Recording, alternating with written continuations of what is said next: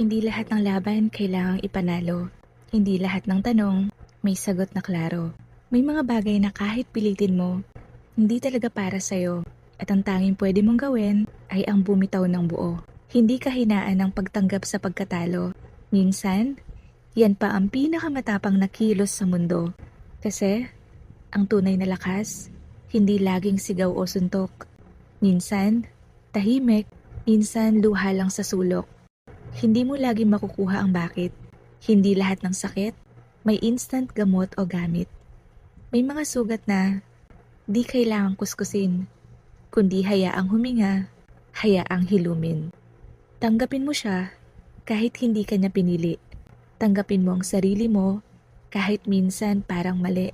Tanggapin mo ang kahapon, lahat ng pait at bigat, para ang bukas mo, sa wakas gumaan at sumikat.